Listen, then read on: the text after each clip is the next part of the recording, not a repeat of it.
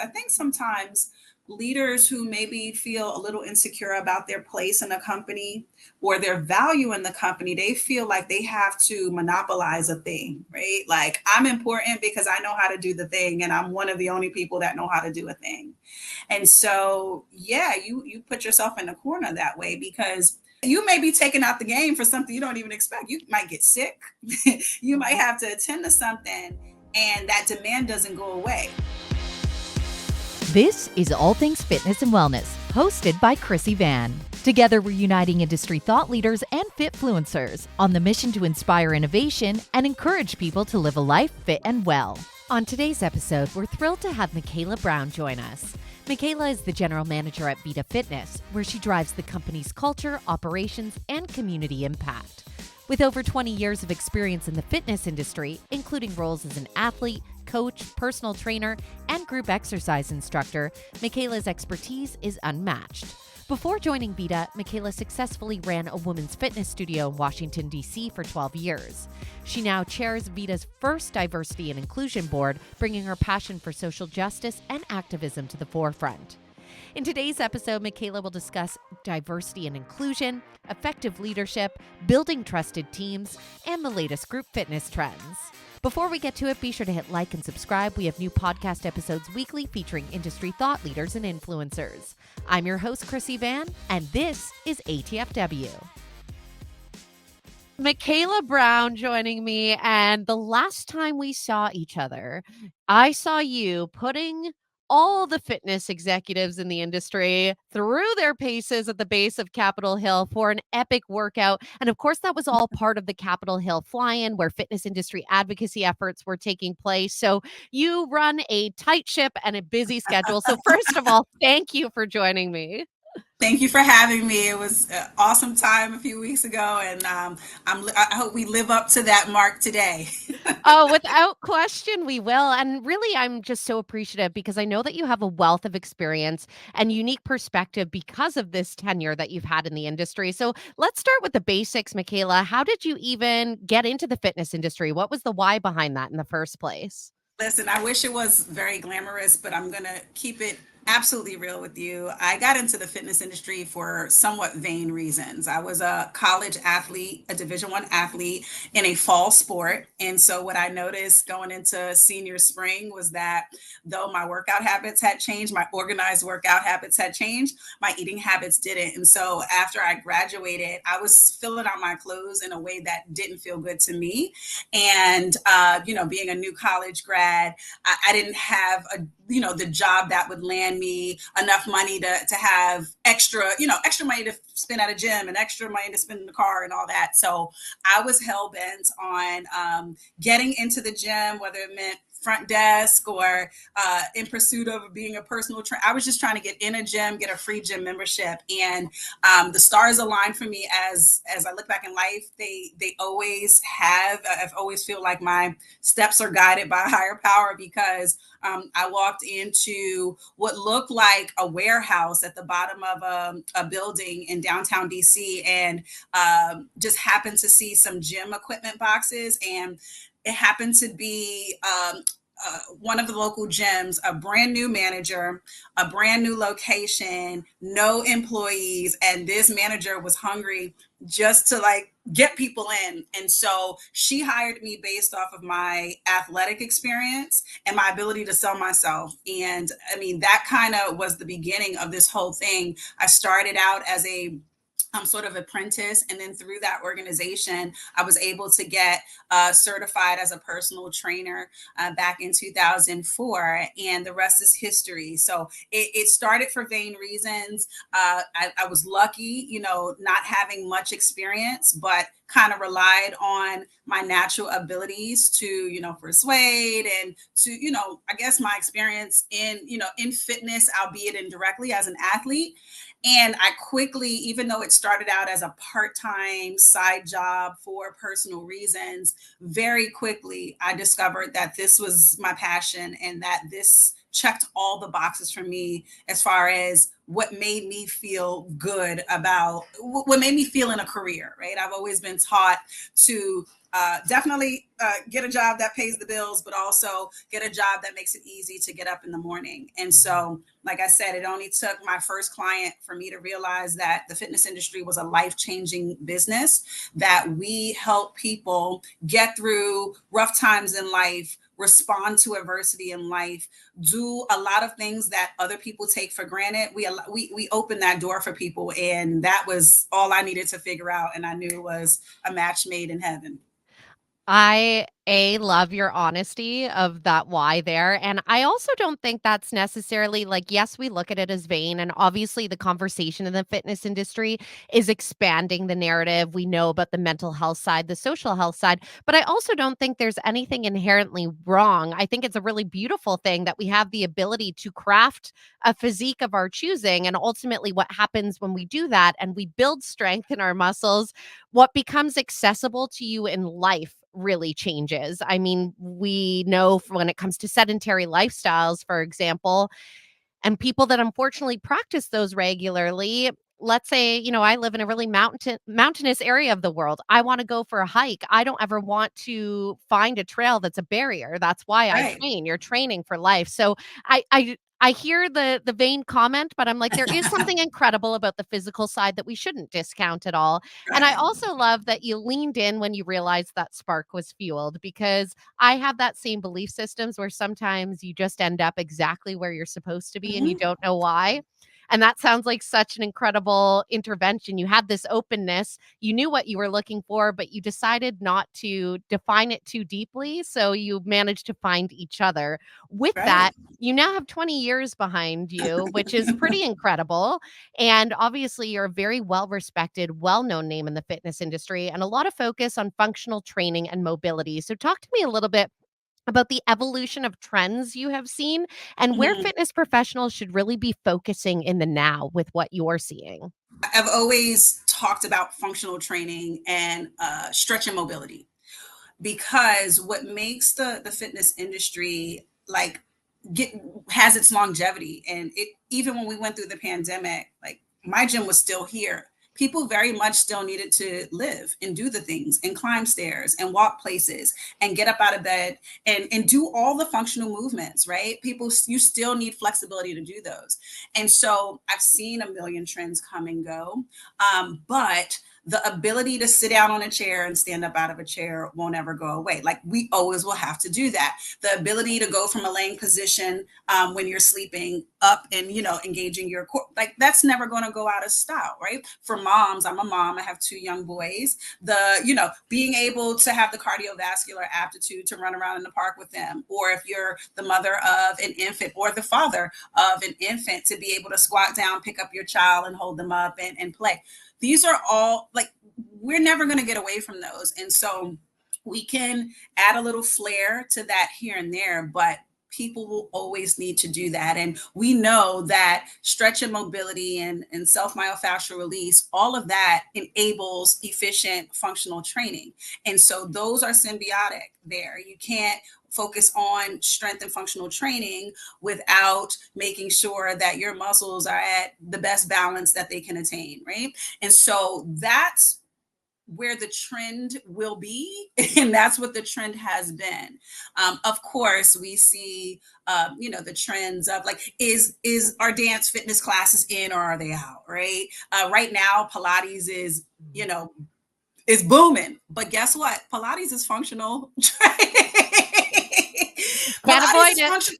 You can't get more functional than Pilates, right? And sometimes we have what are the other things that kind of hit? I mean, outdoor fitness is something that we discovered very intimately during the pandemic. I think that I've always been sort of or taking an organic approach to fitness, which is keep it simple, right? Understand as a fitness professional, understand kinesiology, how the body works, and you know what affects what. And you, if you think about fitness in that general sense, then you can create a million exercises in your head. And so I like to take away a lot of the gimmicks. A lot of my classes, I'm like, put those weights down. Your body weight, you're heavy enough. No matter, even if you're 100 pounds is heavy enough. And so, yeah, but the trends come and go. Trends evolve with, creativity. And so there's always something that a person could use to distract them from working out. And I think that's where a lot of the trends come from. Most of us need distractions from working out. No one wants to wake up in the morning and punch themselves in the face, right? Like that's what a good workout feels like, a punch in the face.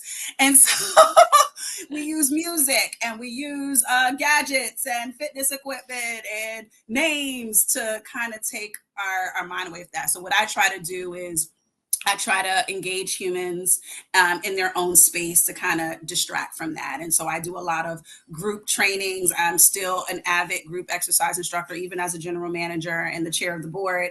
I teach class 5 days a week, and it's not because I need to, it's because it feeds my soul. It keeps me tapped in, keeps me my finger on the pulse of what's going on in my club. And I just love it. Right. And I've loved it for 20 years. And so, again, a lot of things we're doing take a minimalist approach. And it's just like, you have to prove to me that you can do a full length body weight push-up before I give you any other weights. That's functional training. So I hope that answered your question, but.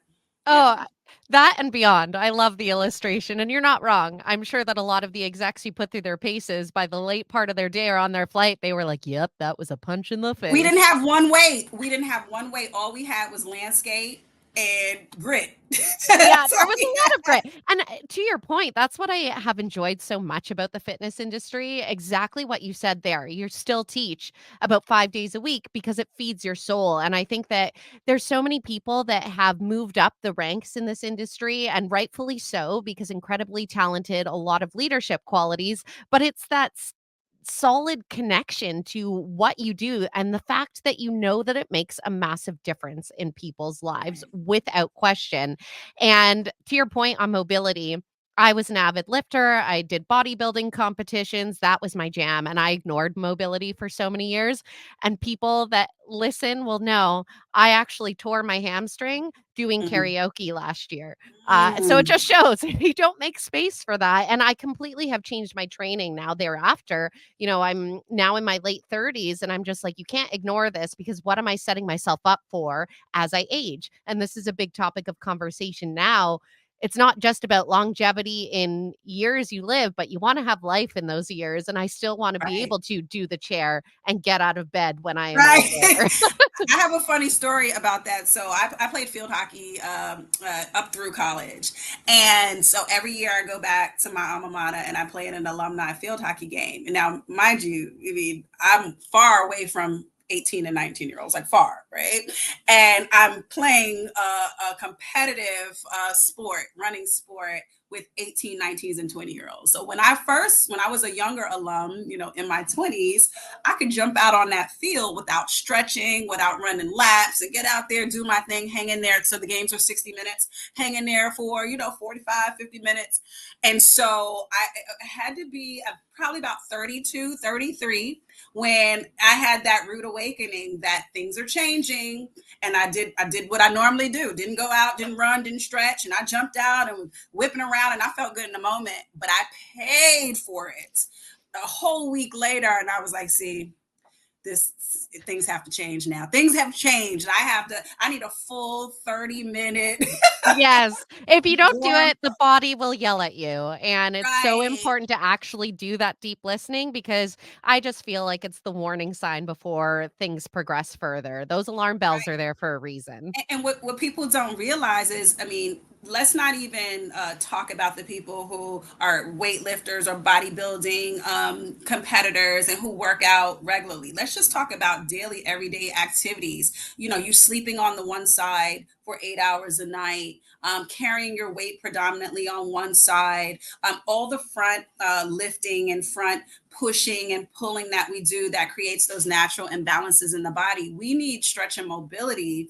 activities just to counter our daily everyday activities, and the repetition of that every day in and day out. And so most of the, like I said, the stretch and mobility activities speaks to correcting X amount of years of those habits, of those muscular imbalances. We feel it when we do extra, when we do extra lifting and things like that. But the bad habits have already been created and are really deep by the time we even get to that point. So those two modalities that you talked about have been in my repertoire for a long time, and I surmise that they will be, and they won't go out of style. Well, and there's also a reason why you have this incredible following as you continue to do classes because you are making the difference to the people that take part. When it comes to making a difference, I also know obviously VIDA Fitness is an amazing customer experience. You are a luxury experience for your clientele.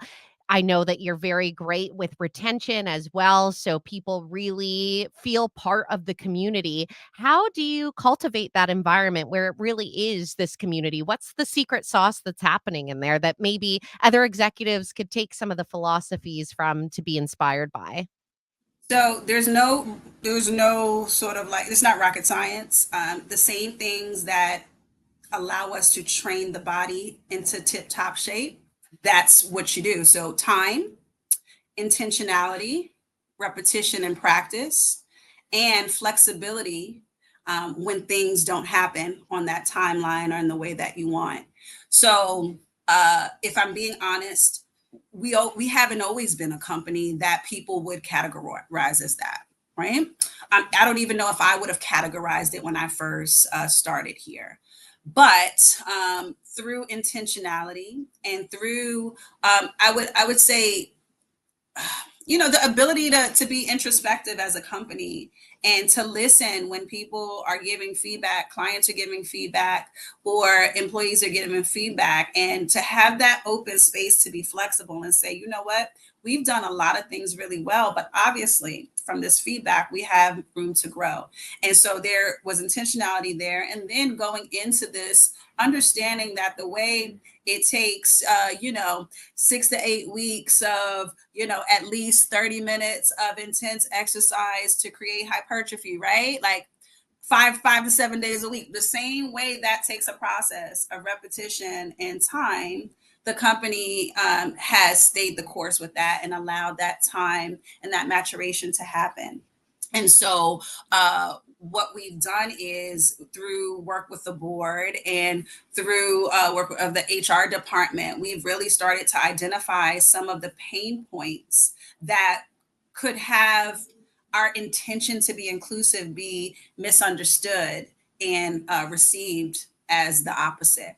And so some of that included acknowledging cultural celebrations, right? Like, just acknowledge it. And the reason that stood out so much in this community is because the company we are, the area in which we reside, we do Pride very well. So it's June, it's Pride Month.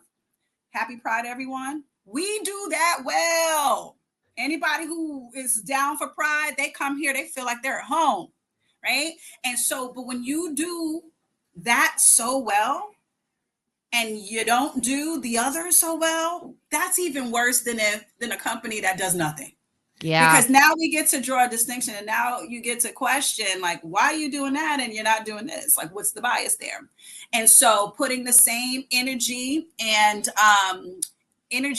focus in Black History Month and Women's History Month and AAPI and Hispanic Heritage Month and Jewish Heritage, doing all that in equal force, that was huge. And that's, I always, when I talk about inclusiveness and inclusive leadership, a lot of it is behind the scenes, but some of it has to be out in the open, because it's a two-way conversation. It's the work we're doing and the intention we're putting out there, but it has to be felt in a real, tangible way.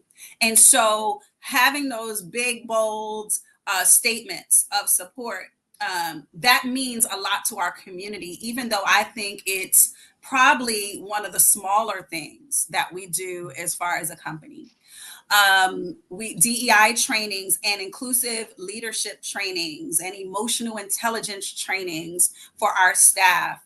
I've actually probably for the first time, I mean, I've been in management for over 15 years, but for the first time, have I taken inclusive leadership and emotional intelligence trainings, right? Right. And really started to understand this idea of empathy on a certain level. So to be the manager that everybody wants to work for and not just a certain type of person wants to work for, right? And understanding that that actually matters to me. And so sending leaders and growing leaders and up and coming leaders into these trainings to help fine tune, or shall I say, create muscle memory in these areas is huge.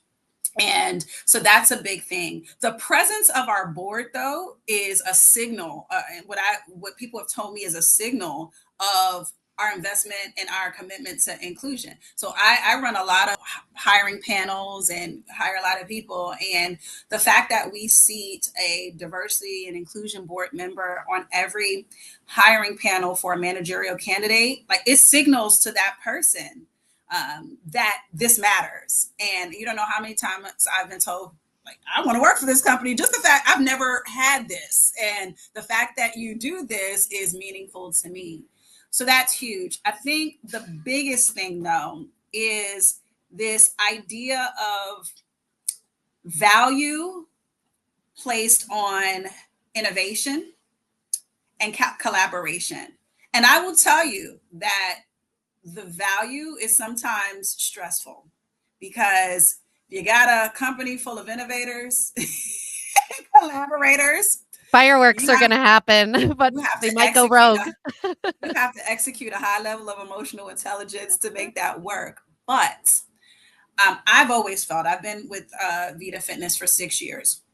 And even when I was uncertain about, my placement in the company, what I always felt, first as a group exercise manager, now as a GM and a senior leader, is that this is a place where I feel immersed in progressive energy. Like people are either doing things that I want to do or that I never thought I wanted to do, or doing what I'm doing better. And I've always felt pushed and engaged.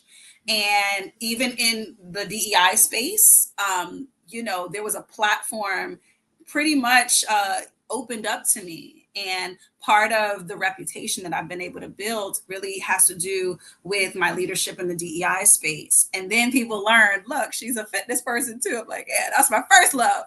But again, the company's commitment to stay the course with their commitment to DEI, not just in response to, the social unrest that really came to focus in 2020, but as we work to recover during and after the pandemic. And now, we're, years beyond that, staying the course. And so all of those things kind of shore up the organization internally, our awareness to that, the fact that we have to, execute these things at a high level that pushes us to be more aware and more sensitive to things and how we are presenting ourselves to our employees, prospective employees, members and prospective members. That's really been the thing, but it's taken time and it's taken maturation and it's taken tweaking, and it still needs all of those things. So.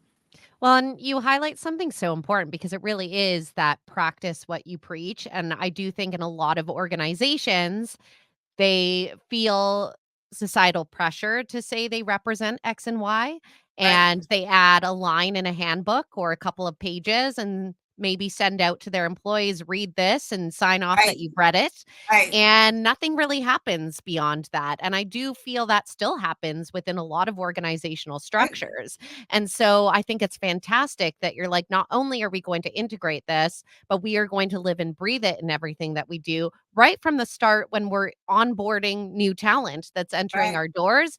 And that's going to continue to be the ripple effect that infuses it in the culture of your organization because they've started out that way saying, I see you, I see this, this is Right. part of this, and I would like to be a part of this. So very fantastic that you've leaned into those initiatives. And obviously, the ripple effect goes out to the community as well, because I know that community engagement with your members is so important. So, how do you engage with the community themselves aside from when they, swipe in and enter the door? Right. So we have a couple marquee programs. So we have our PT scholarship program is one of our major programs, and it's done in conjunction with our diversity and inclusion board and our PT leadership. And essentially, every year we offer 20 scholarships to up and coming PTs who may either have financial barriers or other barriers. It doesn't only have to be financial to becoming such. And so that's something that we advertise and go into the community and speak on. Another thing is we try to really patronize local business and collaborate with local business, and we're even more intentional about it during these heritage celebrations where during AAPI month, go patronize a business that's owned or run by a member of the community. And so that's, again, these are not red tape, check of a box type things. These are impactful things. These are our intention can be felt, and the impact and the intention kind of sync up there. So that's a big thing. I mean, at VIDA, we have this unique way about us where our gym goers are community. Yes. Like I'm in As it Logan should be. Circle. That's the best thing when you marry the two, right? Right, it is. And so we don't have to work as hard in our like local community because our community comes to us, and what we try to do once they swipe in is we try to solidify that family feeling, and we create a space where this is not only the place where they come to pump weights or attend a class. This is the place they want to hang around and chat. And it was funny, I have a member who just left. Actually, my office sits right outside of the cardio area. And so he's here every day at the same time between 10 and 11:30 on the same bike, and we meet eyes every day. And he took the time to come in about a month ago to tell me he was going to be gone for a few weeks because he was traveling. And I thought it was just normal conversation I was having. I said, thank you. He said, you're probably wondering why I tell you that. He said, because I realized that this is the one consistent part of my day where if anything ever happened to me, I know you would know that I was gone. Like no Mm. one else probably would even pay attention to that. But if you didn't see me on this bike, you would probably know something's off. And I thought that was so indicative of all the things. Yes. That's I like was a like, very yes, powerful. it Yes. was so powerful to me. And I was like, this is his home. We are his family, right? And so we try to do a good job at really making that connection happen inside, such that we spread ourselves wide. Like our members, our employees are extensions of who we are. And so when they're out in the community and wearing their VIDA shirts, then we're out there, right? And so that's what we're doing now. I think there is area for growth there for us to expand further out into the community. And that's where a separate board or a separate executive that's laser focused on this kind of stuff is really important, because everyone who works their job now is filled to the max. And so these kind of things, this kind of intentionality really requires a person or group of people that are laser focused, can strategize, can really run data, and really put forth energy and time to make community initiatives land. And so if you're tasking that with your HR director or your president or your general manager, you're only getting a real fraction of their time of attention just because their plate runneth over. And so I would really suggest that companies, if they're serious about this, really make the investment into personnel that come in the door skilled and trained to help execute the type of initiatives that you want. And you don't just ask someone who's already in there to like, can you just put this together? Because your audience will feel the shortcomings of that, whether it's time, whether it's training, whether it's skill set. So I would definitely recommend that, Yeah. a And I board mean, or an executive that can really be the champion of the programs and the initiatives that you want.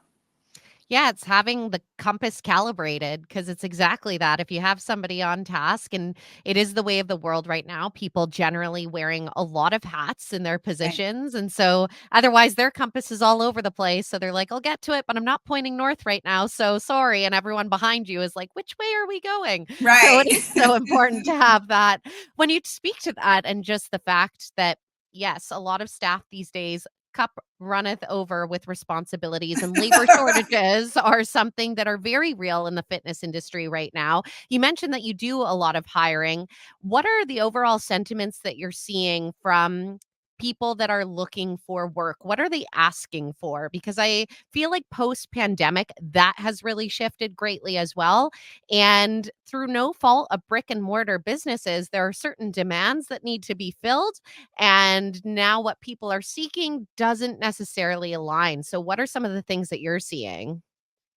Right. So this has even changed in the last year or so, but a lot of what I'm hearing and a lot of what we're trying to gauge in a candidate is culture fit. And in that, and I think sort of indirectly, they're asking about longevity, right? Some place that they can call home because it feels like a place they want to work at which they want to work, and a team with whom they want to work. So I get a ton of questions about what's the team like. And, I explained that our team is really seasoned. We've been working together synergistically for a while. I get a lot of questions about diversity and inclusion. And to me, the job market is, I know it's very competitive. And so what I'm noticing is that fringe benefits like inclusive work environments, like the ability to, sometimes work from home, like employee discounts and flexibility and schedule and all of that, those things really matter because in some markets, not all, you can the pay is competitive, and so people want a place that feels good to get up every day and go to. And so that's, I get those kind of questions a lot. What's the team like? What's senior management like? What's mid management like? How long have you been with the company? And those kind of questions. Makes a lot of sense that people are doing those audits, because if they had to pump the brakes during those couple of years themselves, they may have started to analyze where they were at the time that didn't necessarily feel good. And then people try to evaluate if that's what they want to invite into their space or not. And when I look at people that are generally seeking employment, the Gen Z sector, I know sometimes gets a little bit of flack. It's like every generation that's older is always like, the ones Yeah. underneath us don't want to Right. work and begrudge. So I'm like, I, Yes. I don't want to be that, but I'm like, it's just they've grown up in this completely different world. So it makes sense what they're asking for is very different. And in addition, I think it's a good thing in a way, which I know not everyone will agree with, but at the end of the day, their world just doesn't operate the same way as ours. They've grown up on technology the entire time. And the old adage of you have your 40-hour work week and start and retire in the same job is the old adage now. It's just the way of the Right. world. So, but if you are able to create exactly what you said, a space where they do feel seen and they do feel safe to have their ideas heard and they do feel represented in the community that they work, you actually are going to find people that lean in, embrace, and do have a long tenure with your company. So I think that that's great that you're actually able to meet your staff there. For your own personal journey, Michaela, what are the biggest entrepreneurial lessons that you've learned along the way? Because at the end of the day, you said it, you saw this warehouse situation and stumbled in being like, I want to get fit. And all of a sudden you're here. So I imagine that there have been some big learnings along the way. I remember one major thing. So before coming to Vita, I owned my own women's health, studio and boutique sit studio for 12 years, and felt pretty successful in it. And at the time that right before I quote unquote retired, was transitioning into marriage and motherhood. And what I had realized that the all the things that had made me successful up to that point, being ambitious, being a hard worker, being a type A, hands on everything, it actually, I had not spent a good enough time or done a good enough job replicating myself and teaching and developing others such that when I hit my wall and when my priorities shifted, that company could continue without me. And Mm. so I made the decision that I wanted to be home with my children when they, were infants and toddlers. And I wanted to be, I didn't want to miss those moments. And I winded up retiring or closing the business because I knew that it would not survive without me. I just had not done a good job as a leader to replicate myself and empower others to take on the mantle. And so that was like a pretty big light bulb for me. And so when I found myself back in general management, and even when I was a regional group fitness manager, it was like I realized that I wanted to be more of a servant leader than an ambitious leader. Like it wasn't about me, because now with all the years under my belt, I feel pretty good about where I am and what I've done. And I'm still pushing for more, but that's not the priority. And I realized that if I can develop and train people and give people exposure for the next job they want or the next two jobs that they want, that it's actually an investment into my work life balance as well. So when I'm off, I'm off. I don't have to worry about the gym because I know my assistant GM is operating like a GM and like the GM that we want. I know that instructors are going to show up to their class because I did a good job hiring and training and setting a standard. And it was the same thing when I was a group fitness manager. I hired and developed and trained and worked with people such that no matter who was teaching a particular class, members were not shorted on the experience. And so that was probably one of the most major lessons I learned as an entrepreneur and a leader, is that you have to be able to replicate yourself and develop others, because their wins, their successes, their independence, their aptitude is yours. It's yours, right? And I talk to a lot of leaders about this now. I'm like, give this person responsibility. Don't own this. This is not yours. Train them up to free yourself, because I think sometimes leaders who maybe feel a little insecure about their place in a company or their value in the company, they feel like they have to monopolize a thing, right? Like, I'm important because I know how to do the thing and I'm one of the only people that know how to do a thing. And so, yeah, you put yourself in a corner that way, because you may be taken out the game for something you don't even expect. You might get sick. You might have to attend to something, and that demand doesn't go away. I have team members who are supposed to be on leave and their phones are blowing up because their staff doesn't know how to problem solve and respond to crisis or simple stuff, basic daily things without them. And so anytime I see that, I feel like, okay, this is a teachable moment for them. Let me Yes. develop them, because it really, yeah, it's That's such a sometimes the vision. fantastic lesson, and honestly, I feel like a lot of us develop that in even our formative years. How many people in leadership could remember getting assigned a group project in school and being like, "Oh, this group's not gonna I'll just do it." Like, Mm, I'll take over the presentation or do X and Y. And we follow that same behavior subset yeah, until you realize it can be a strength in some ways until it no longer serves you anymore up the chain for exactly that reason. At the end of the day, if you provide the building blocks to the team, then everyone's constructing together versus you trying to build a condo solo and it's like a Jenga tower. If something happens, it's going to fall down. So that's a fabulous takeaway. I know you talked about empowerment within that.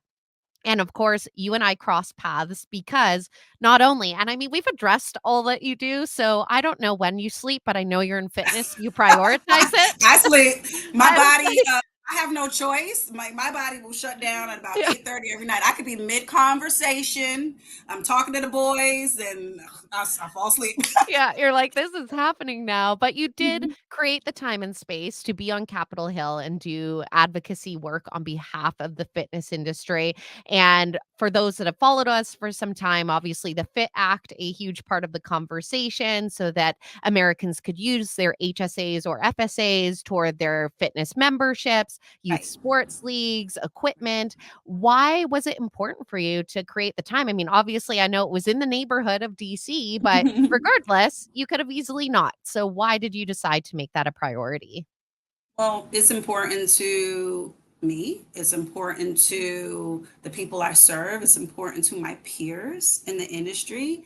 And if we're not going to speak up, who is? And I think coming out of the pandemic, what a lot of fitness leaders felt like is that we were caught off guard by policies made. That have impacted our business, and that we hadn't had a seat at the table. And so this was a great opportunity for us to sit down at the table. And I'm all for that, right? If you don't have a seat at the table, 100% chance that your voice won't be heard. You take a seat at the table, then those percentages start to go up as far as the impact and the change that you can make. And so this was one opportunity to start to change that narrative about being responsive to legislation that impacts our multi-billion-dollar industry. This was an opportunity to be on the front lines of taking that seat and voicing and putting a human voice and a human face to the cause, and to really explaining it in a way as far as our local legislators, in a way that made sense to them, right? And talking about their constituents and how impactful this would be, and the numbers and the pull that we have as voters and servants of voters. And so it was a great opportunity to put your money where your mouth is, as far as what we want to do as an organization. So Well, you're leading by example, which makes a lot of sense. People that lead in fitness.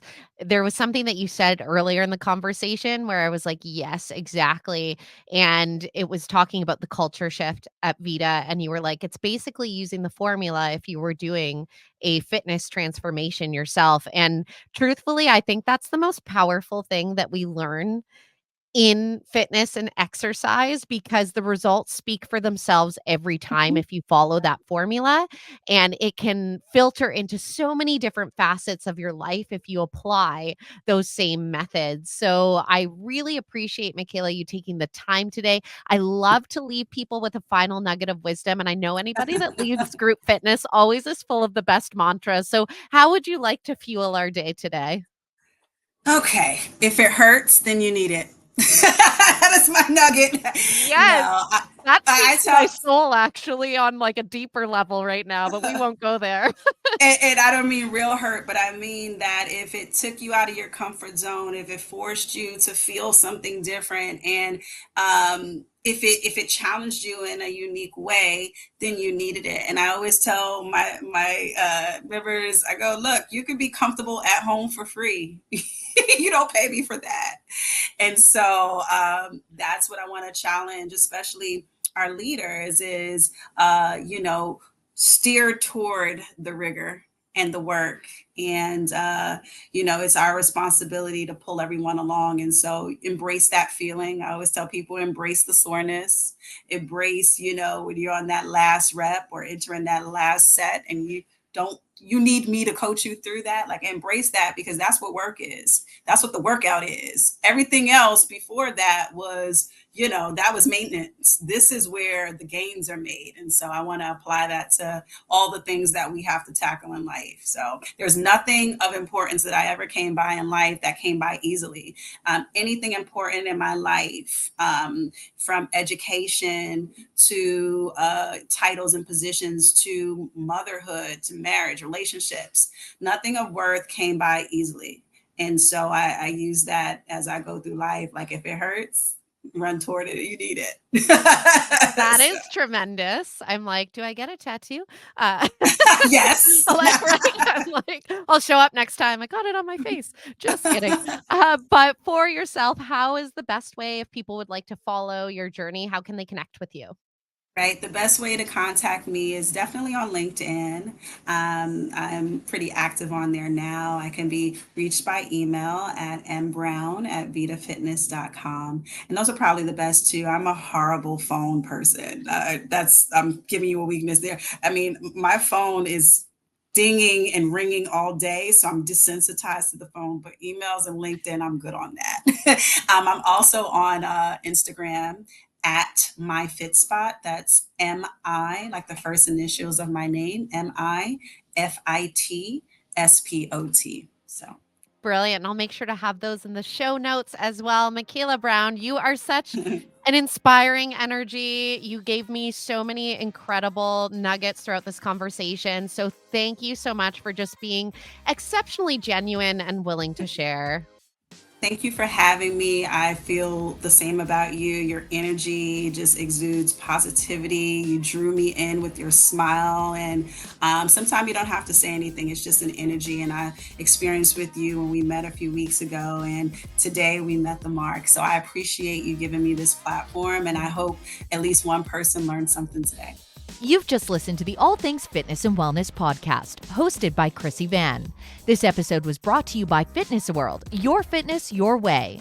Be sure to hit like and subscribe. We have new podcast episodes weekly featuring industry insiders and influencers. Together, we're on a mission for everyone to live a life fit and well.